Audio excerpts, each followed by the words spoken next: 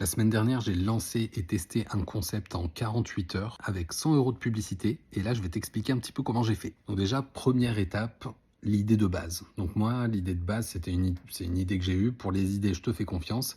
Et l'idée de base pour moi, en fait, c'était de créer un atelier de pâtisserie pour pouvoir créer ton dessert, ton propre dessert à ton image, avoir un dessert signature. Donc c'est moi qui t'aide à créer ton dessert parce que j'étais pâtissier avant. Je suis parti de cette idée-là, donc vraiment sur des ateliers physiques à la base. Et après, je me suis dit, attends, je peux peut-être déjà tester ça sur le digital, sur Internet, pour voir si ça peut prendre avec un produit digital où je pourrais envoyer une recette, en fait, une recette soit en PDF, un truc joli. Donc une fois que l'idée est validée, on passe vraiment au concept même et à l'offre, la première offre, en fait, que je vais créer. Donc là, je me pose 1 milliard de questions. Forcément, ça part dans tous les sens, mais le but, c'est de faire un produit le plus simplement possible et surtout avec ce que tu as entre les mains, c'est-à-dire absolument rien. Donc il faut imaginer un concept, il faut se caler sur une offre avec un prix, avec une petite description, avec une sorte d'offre de lancement. Bref, c'est vraiment la construction de l'offre en elle-même. Et surtout, il ne faut pas faire trop compliqué au début. Au contraire, on va au plus simple. Et ensuite, si ça fait des ventes, on affine, on prend les retours, etc. Mais là, c'est de partir sur une idée brute. Donc là, évidemment, c'est des heures de discussion avec ChatGPT pour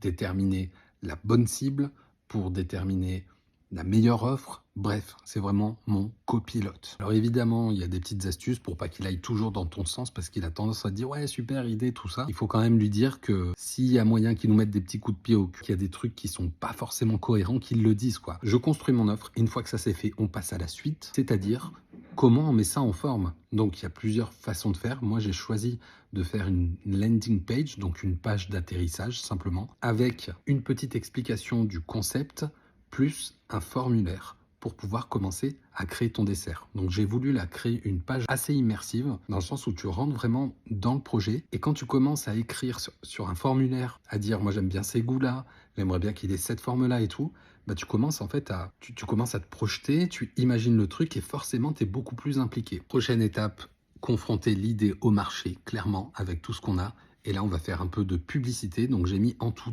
100 euros de publicité sur 3 ou 4 jours et quelques contenus vidéo. Bon, quand on regarde les chiffres, franchement, j'ai eu des très bons taux de clics. Il y a eu quand même pas mal de clics. Par contre, si on regarde le nombre de vues, etc., en gros, pour 100 euros, j'ai fait entre 30 et 40 000 vues. Et en vidéo organique, je ne dis pas que c'est très très simple de les faire, mais en tout cas, ça se fait.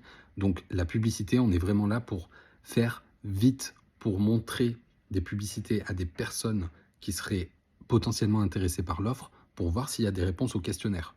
Là, en l'occurrence, j'ai récupéré seulement 2 soumissions